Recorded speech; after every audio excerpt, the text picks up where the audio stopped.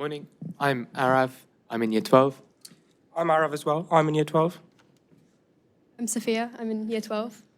I'm Annika. I'm also in year 12. I'm Arav again. I'm also in year 12. Go for it.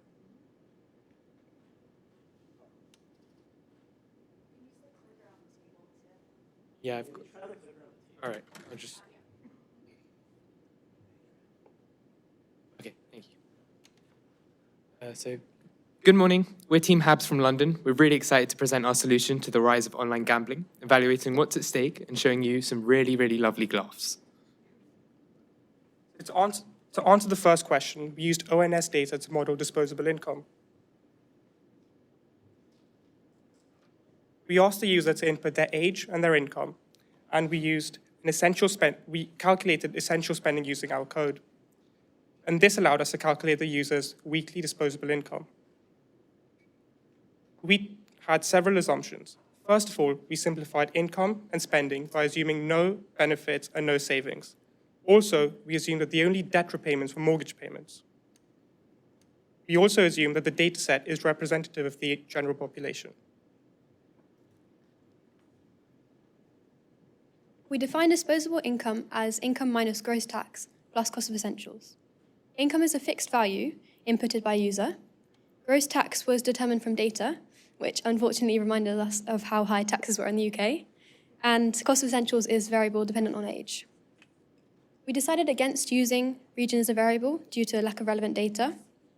After plotting income against disposable income, it was clearly displayed as a linear relationship. So here is We used a multiple linear regression line model with an interaction term B3. The utility of each pound as age varies is multiplied by B3 in order to account for varying age. We couldn't use a linear regression model as we have multiple independent variables. After plotting the data, we came up with the final equation shown. So here is the regression model in Python. After plotting the data, it was clear that this was the relationship between the variables. To touch on a few of the details we considered when writing this code, the 80-20 plot was particularly important to us. This produces two R-squared values and is reproducible. We're seeing a rise in these types of training across agentic AI and large language models in the industry, so we wanted to implement this into our solution as well. And in terms of my favorite computational measure, big O notation, our code has a time complexity of n times d squared, where n is the number of data points and d is the number of features. Since d is fixed, the bottleneck is purely n, which makes the code extremely scalable with a big O complexity simplifying to O constant. From a computational perspective, once again, having a gap of approximately 1.4 percentage points between training and test data shows the model can generalize well. This code summarizes the findings of our data and research. The second plot is also particularly important, as that's the residual plot, and it shows no obvious pattern and no overfitting. So onto the validation. We first plot varying income, keeping age fixed at the mean, and then varying age, keeping income fixed at the mean. This showed that our model makes sense and produces repeatable results. So onto our evaluation. Firstly, our main strength is the 80-20 test-train split, which gives us the two R-squared values, and the difference between these values shows that the model is not overfitting. And it also shows that the model works on unseen data. If we had more time, we would want to compile more regional data as we believe that regional data would produce more accuracy in understanding cost of living. So moving on to question 2, the spread, where we predicted profit and loss, which we found out was mostly loss in a year of gambling. So some of the assumptions that we made were that the base house edge is 10%. But we realized that this needs to be adjusted depending on a gambler's knowledge of the market, the research that they carry out, and the education that they have.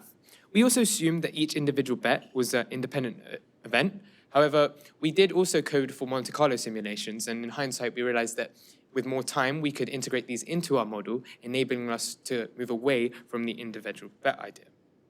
So in terms of the overview and input, so as you can see here, this is there's a screenshot of what the user actually inputs, the demographic inputs and the behavioral parameters. And this enables us to calculate the house edge, free bet bonus, base stake and bets per year, addiction, escalation, loss chasing, and debt addiction, which the code then, once it's calculated this, enables it to get to this final equation.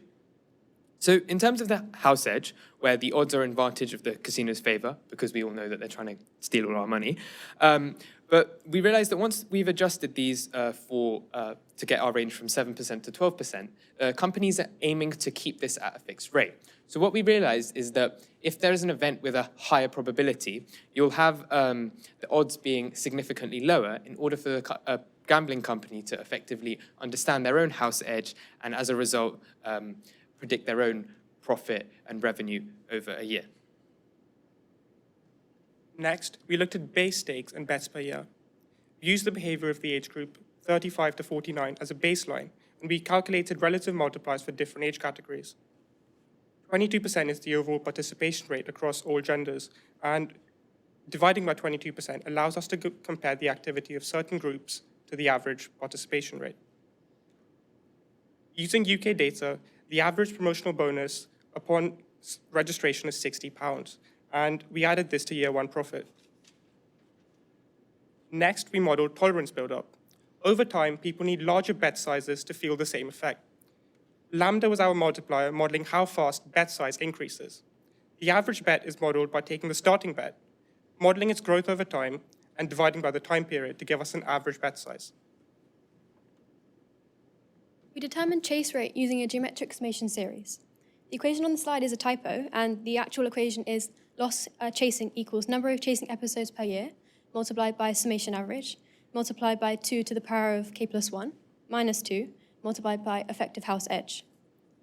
Number of chasing episodes per year is equal to bets per year, multiplied by demographic loss chasing rate, multiplied by 0.15. Through this formula, due to the geometric series sum, when the probability is low, due to the 2 to the power of k plus 1, the effective house edge is higher, skewing the odds further in the favor of the house. We used effective house edge as a multiplier, as probability is constant, and effective house edge accounts for that by being constant, making the overall loss more or less constant, and again putting the odds in favor of the house. We made the assumption that problem gamblers can bet up to 50% of their disposable income, taking into account effective house edge, so we came up with the stated equation of total loss due to debt addiction. This is the equation that has been derived combining all of the information together. For the model specification shown here, this code can be broken down and evaluated into another O-constant complex. We deliberately chose a closed-form and analytical model over a purely data-driven one so that the model can be evaluated to O-constant with no matrix operations. In C++, this implements as a single inline function and runs in nanoseconds per evaluation, which when running millions of samples adds up greatly to save considerable time. Additionally, in MATLAB, this function can be vectorized and computed by utilizing MATLAB's JIT compiler for near-native performance. Over here, we can see the technical implementations of the Monte Carlo simulation, a core concept in scientific computing. This simulation is a numerical method that samples thousands of random scenarios from probability distributions rather than a single input. Each simulation runs with an O-constant complexity, and as there are n simulations, this simplifies to an O-linear complexity overall. It's an incredibly useful simulation to back up the data of our findings. So I find these graphs to be a really beautiful visualization of how the Monte Carlo simulation compares to our model. The Monte Carlo simulations being the multicolored lines and our model being the red line. So the Monte Carlo simulation changes the behavioral parameters per bet. And onto some sensitivity analysis and evaluation. We test how varying aggression affects profit and loss. This is because loss chasing is the main nonlinear term in our model. This is because as the house edge is kept constant, P varies, and since K is given by 1 minus P over P, the loss chasing is affected the most. This comes onto our biggest strength, which is the fact that we can show the non-linearity of gambling through varying the aggression scores. And we can also prove that the expected value per pound is going to be negative of the house edge. So moving on to question 3, don't break the bank.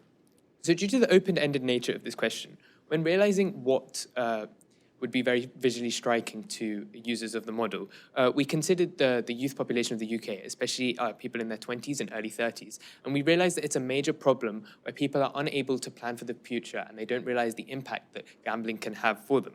So when we were actually considering how we'd make the model, we kind of stepped away from the maths and the coding side of things and we're like, okay, here's our question 2 model. Here's what it looks like. Now, how can we adjust it? How can we just make it so that the gap in your pension pot over a long period of time is great? And this produces some really striking graphs, as you'll see later. I really like these. When we ran them the first time in the code, it produced the way the models did, and when we played around, it was really interesting for us. So some of the assumptions we made were obviously based on question 1 and question 2, because we've integrated these models together and then used a multiplier effect at the 6% on the return on the pension contributions. So we used some industry standards and government legislation to assume some of the pension model growth. And we also predicted that gambling behavior is constant throughout this period of time. But once we realized that that's highly likely not to be the case due to psychological factors, we thought that perhaps in the future we could use our Monte Carlo simulations to adjust the way the model predicts pension growth and gambling. In terms of the inputs, so you obviously have a similar interface as in question 2, as shown in the screenshot, with those question 2 inputs, but you also have your current pension pot and your annual wage growth. We found that when playing around with current pension pot, so when we would run the model and we'd adjust it, especially if you were younger, it would make a huge impact later on in the data. And this was really, really important because people, when they adjust the models themselves, will realize that if they saved a few £1,000s early on, that will make a huge impact when they retire in their late 60s. This code shows our calculations. We use Python for question 1, but C++ for this, because it's closer to the processor, increasing code efficiency, and also because it's MATLAB compatible. We assume that money grows by 6% each year, and we add savings contributions. However, the gambling plot also accounts for money lost by gambling, and we modeled the difference in the size of pension pot upon retirement. This is a technical implementation of the pension simulation. It has a time complexity of OT times P, and as these are both constant, this simplifies to O constant again, proving to be a very efficient solution. MATLAB excels at exactly this kind of numerical manipulation, and so proved as the perfect tool for us to use. The output, a gap of over £400,000 for a frequent bettor, is shown clearly through the compound interest effect. This is also mathematically represented by a geometric sequence. By inputting data for our variables in relation to different categories of casual bettor, moderate bettor, and frequent bettor, we get to my absolute favorite graphs, as they give such a clear visual, with the gap outlining their direct loss in pension due to gambling. The graph visually shows the impact much more effectively than us simply stating the data, really emphasizing the results to an audience. So since our aim was to show the difference in a pension pot due to gambling, we varied interest rates to show that there will always be a noticeable difference between a gambler's pension pot and a non-gambler's pension pot. This was important as it shows that the main factor in someone's pension pot between those two groups of people is the fact that they're gambling. So onto the valuation. Our main strength is the fact that as we decided that since our aim is to inform the public of the effects of gambling, our use of graphs clearly shows how pension pots differ between gamblers and non-gamblers. And also our model being in C++, in the third model, after integrating the question 1 model, which was in Python, with the question 2 model, which was in C++, we have a final model in C++, which is more efficient and retains the computational strengths of the question 2 model. A limitation that was touched on earlier is the fact that we don't account for behavioral tendencies changing over someone's lifetime.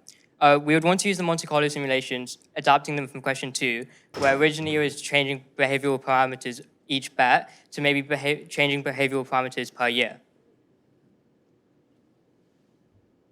Overall, we found that gambling was profitable by a very small margin in the first year due to the free bet bonus. This draws gamblers in, but the 10% house edge means that they eventually end up losing more and more in the following years. The gap, shown by the stunning graphs we saw earlier, prove this irrational consumer behavior. So thank you for listening, and we welcome any questions you might have.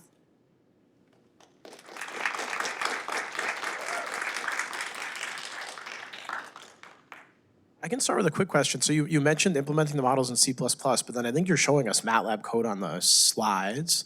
So were you calling C++ from MATLAb or? So they were MATLAB code, but they have very similarities to C++, and the processor efficiencies are quite similar. Okay, but they're implemented in MATLAB. Yes, they're implemented Okay. in MATLAB. Okay, I think that, yeah, okay, that's fine. So many of us have learned how C++, like a lot of us, especially Annika, has worked in C++ a lot. So we used the kind of skills on C++, took those skills, and then we adjusted those to the MATLAB, which we then learned prior in the run-up to the competition. Okay. I have a question about your part 1. So your regression model for disposable income had 2 variables, age and income. And then you had the cross term. Did you treat those 2 variables as independent variables? That is my question. Did you look at the dependence between those 2? So we initially treated them as independent, but then the term that the interactive term, we found that because as someone gets older, they might have more necessities. For example, insurance costs might be higher, like health insurance or mortgage payments over a long period of time as age, right? And so we found that that was necessary to capture the fact that those costs do come up and arise in someone's life, rather than just treating age and income as completely separate because they aren't necessarily.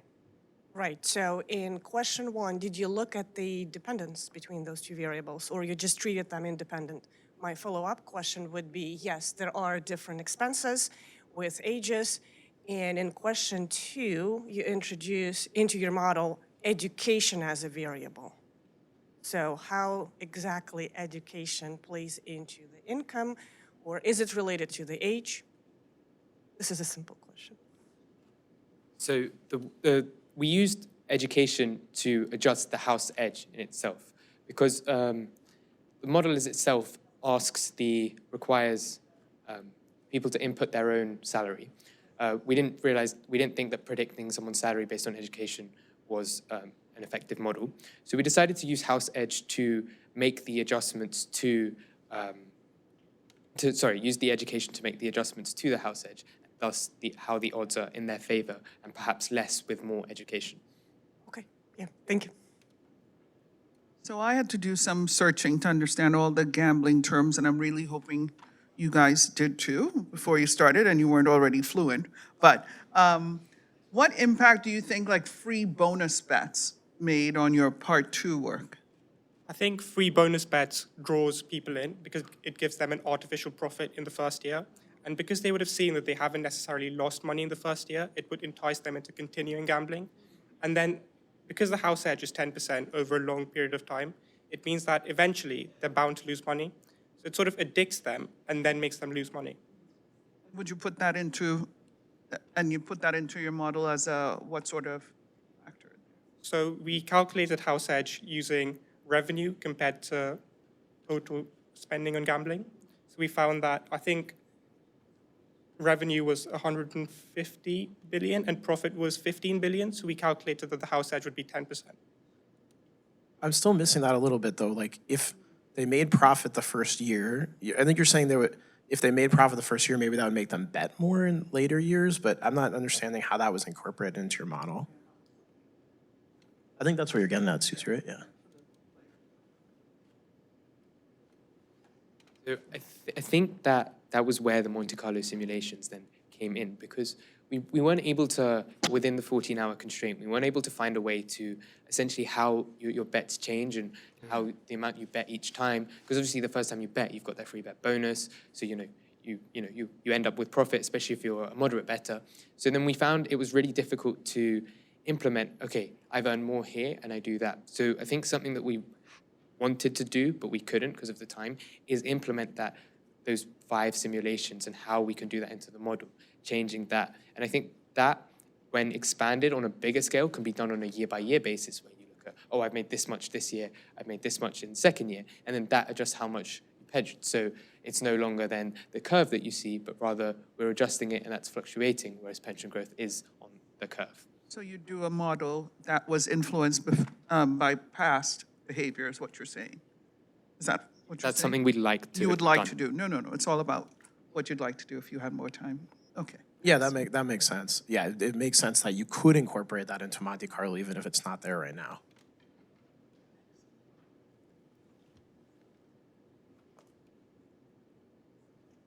So on your question 2, in today's presentation, you focused on your Monte Carlo simulations, but in your paper, you included information about the average profit and loss. Could you comment on how you used both of those things together to try to get insight? So the Monte Carlo simulations, we initially compared our model to those Monte Carlo simulations. And that was because our model doesn't account for changes in behavioral tendencies over the course of a year. So our model was meant to the difference between our model and the Monte Carlo simulation is mostly just for comparison and to see how our how we come up with results for the average profit and loss based off the behavioral parameters, and then that feeds into question 3 as we change over a lifetime. Okay, we're about out of time for questions. I really wanted to ask you about big O notation because I think I'm the only computer science professor, but I'll have to save it for lunchtime. So thank you so much. You have 1 minute to do a quick thank you yourself if you would like to. So we'd like to thank our teachers, our coach, Ms. Harrison, and our chaperone, Mr. Jones, for putting up with us for 4 nights. You know, we're a tricky bunch sometimes. We'd like to thank our friends and family, especially those in the common room watching right now. MathWorks and M3 for sponsoring this and for organizing the competition, and our host, Jane Street. We'd like to thank the Mathers family for hosting us over the weekend. We'd like to, especially our biggest fan, Babs, our team mascot. We're really great to have had him along across the trip. And we'd like to thank Jane Street for hosting us. Just one final thing. Last year, the Habs team came and they had pi on the back of their numbers. But seeing as we were in the Technical Computing Award, we decided to have M3 in binary on the back of our hoodie. So if Ms. Harrison and Ms. Jones could come up and we'll show you how we've done it.